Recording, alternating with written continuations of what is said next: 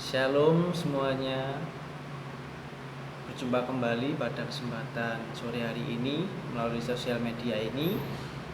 Perkenalkan, saya Galang Haris Ramadan dari Sekolah Tinggi Teologi Baptis, Prodi Teologi Angkatan 2019. Pada kesempatan hari ini, saya akan membagikan tentang artikel yang sudah saya buat, yaitu tentang pewartaan gereja di masa pandemi COVID-19.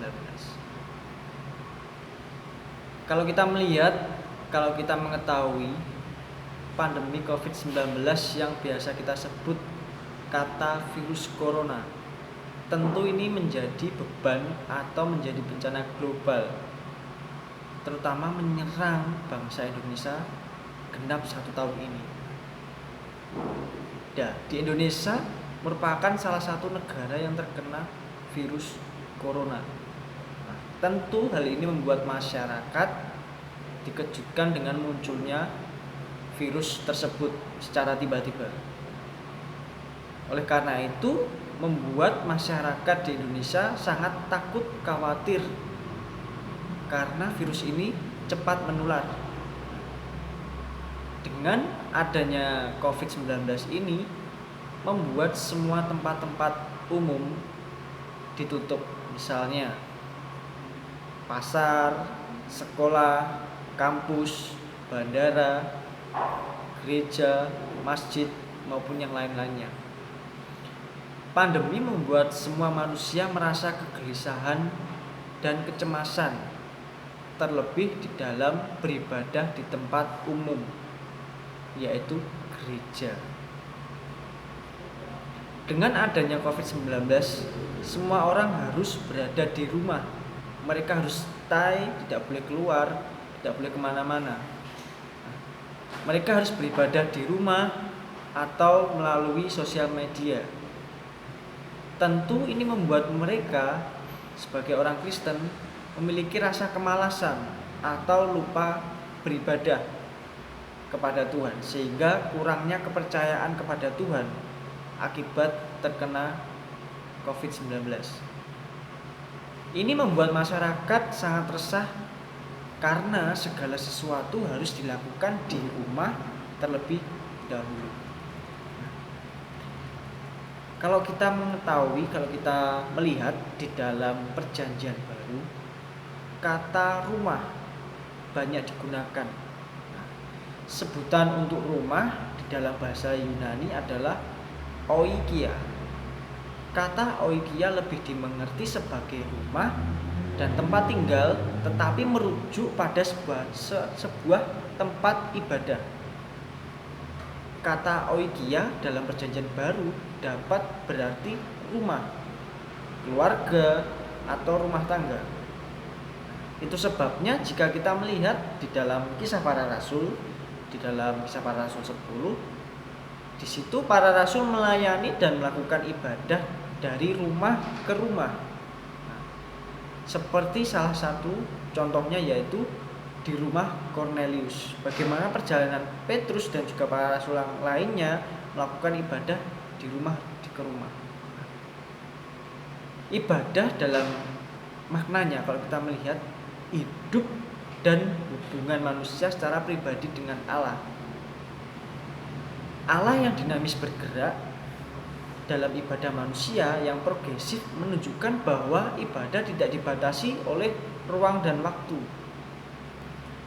Ibadah yang sejati melalui persembahan hidup oleh karena Allah yang teraplikasi di dalam kepedulian kepada sesamanya adalah ungkapan iman orang percaya. Karena kita beriman kepada Tuhan dan kita percaya, pasti kita memiliki rasa percaya, memiliki persembahan yang hidup, karena hidup kita adalah untuk menyembah Tuhan. Maka tidaklah salah jika kita beribadah di tengah-tengah pandemi COVID-19 ini dilaksanakan di rumah masing-masing atau ibadah secara virtual, online, live streaming. Kalau kita melihat ketika ibadah dilakukan dari rumah ke rumah atau ibadah secara online, Allah pun juga secara jelas benar-benar hadir bekerja menyertai umatnya. Kalau kita melihat membaca di dalam Matius 18 ayat 20, di sini dikatakan sebab di mana 2 atau 3 orang berkumpul dalam namaku, di situ aku ada di tengah-tengah mereka. Jelas di sini dikatakan dalam konteks Matius 18 ayat yang ke-20 ini, dimanapun berapapun orang yang beribadah, 1, 2, 3 orang berkumpul, Allah turut bekerja. Allah benar-benar hadir di dalam mereka beribadah. Yang menjadi pertanyaannya, bagaimana pengajaran yang harus dilakukan gereja atau gembala sidang saat situasi pandemi seperti ini?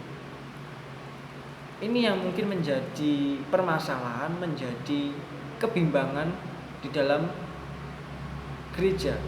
Pasti mereka bingung, pasti mereka bimbang bagaimana sih pengajaran yang tepat, pengajaran yang harus mereka lakukan ketika masa-masa pandemi ini. Disinilah peran gereja atau gembala sidang untuk dapat membimbing jemaat, membangun kasih, kepedulian, tetapi beribadah di rumah bukanlah menunjukkan kelemahan iman orang Kristen, iman orang yang percaya, tetapi sebaliknya menunjukkan kekuatan iman dengan membangun kepedulian kepada sesama, terutama di masa pandemi COVID-19 ini. Ini yang harus diajarkan kepada jemaat, yang harus dibimbing jemaat supaya mereka kembali memiliki kasih yang diajarkan Tuhan kepada kita sebagai orang yang percaya, dan juga kepedulian kita. Bahkan di luar sana banyak orang-orang yang membutuhkan kita, karena kita Tuhan yang sudah kasih yang harus kita kerjakan, harus mengasihi murid-muridnya. Nah, yang kuat mengenai ibadah di rumah. Ibadah manusia Allah secara pribadi, kedudukan dan penyembahan. Oleh karena ini pada saat ini